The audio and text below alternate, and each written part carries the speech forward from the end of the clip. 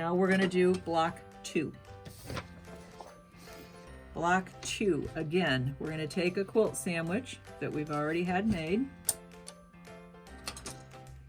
and we're going to mark our 6.5 inch square, and it's on your directions what to do.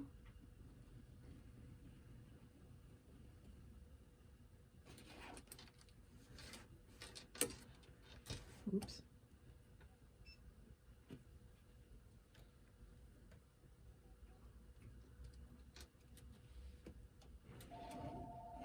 Just like that.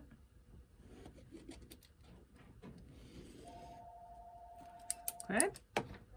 Now, let me show you block 2, by the way. This is block 2. We're making this one right here. This is way easy to do, and this is going to make use of that spacing gauge again. So now we're going to do what we did before. Start in the corner, bring up that bobbin thread,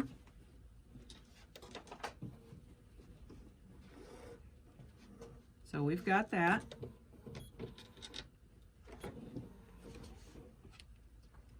Take our ruler and our spacing gauge, and you're going to sew around the outer dimensions of this block right where you've already marked it.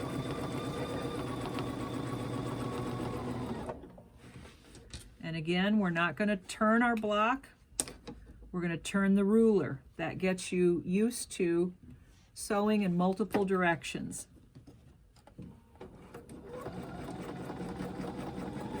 Keep your hands as flat on the quilt sandwich as you can.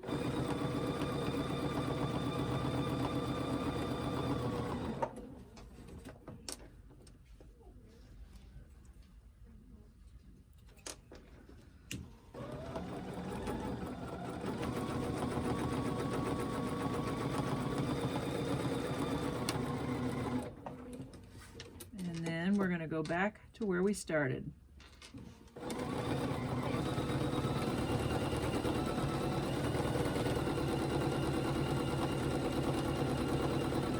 Now for this one, in order to get the math to work, we're going to come in 1/4 inch and we're going to sew another outline.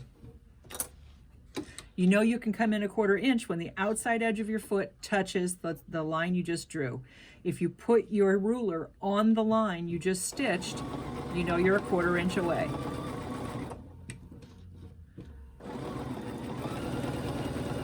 You know you're 1/4 inch away from that bottom line when your foot hits it.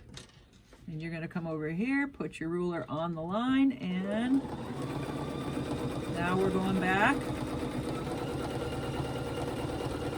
When my foot hits that line, I stop, bring my ruler up, keep it on my stitch line, and I'm going up. Again, I stop when the foot hits the line, bring my ruler over, on the line, and I go back to meet where I started. All right, so we got that. Now, you're gonna put your seam gauge at the corner opposite where your needle is, so down at the bottom.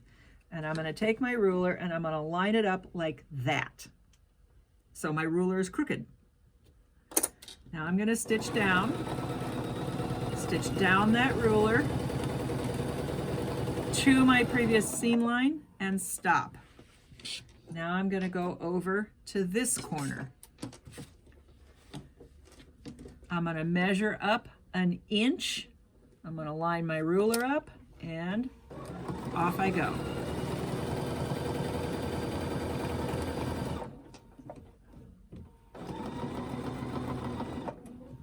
Now I go up to the top corner, do the same thing, line it up, and you'll notice the whole time I have not twisted my quilt sandwich. I'm just sewing from direction to direction. Now I'm coming over here, and instead of measuring 1 inch down, I'm going to measure on my seam line So I'm coming in an inch on my previous seam line.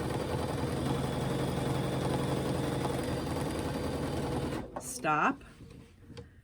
Come down, measure in from the last seam line. Stop. Measure an inch.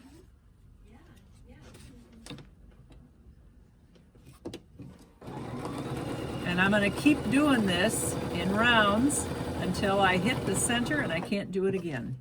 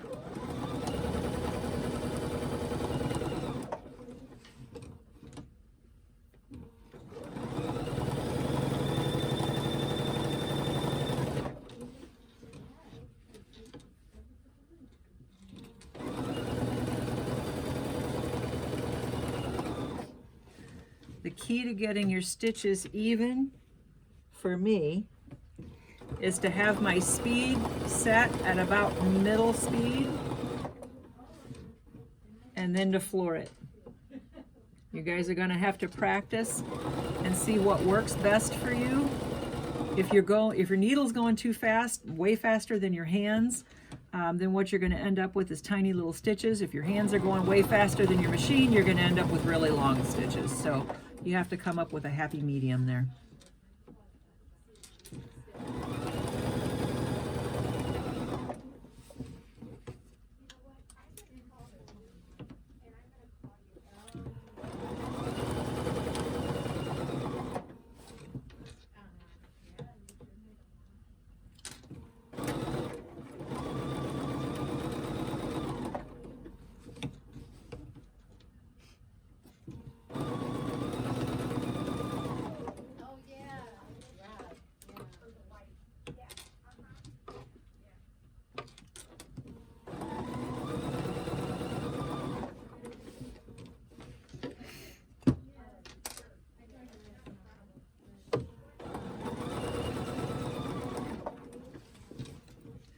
I'm about out of space.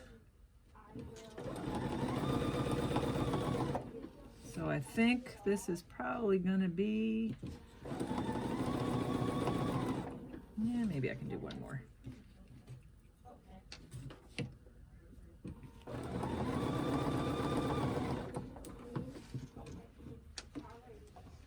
Yep, last one.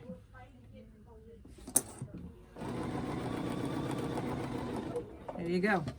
Okay, so that's what our design should look like.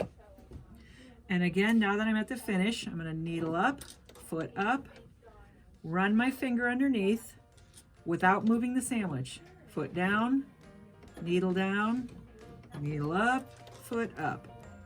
And then I'm going to reach underneath here with my hands on both sides, pull that bobbin thread up, and then snip the thread. I can now bury this thread. So I have my beginning thread, I have my ending thread, and that's my design for this one.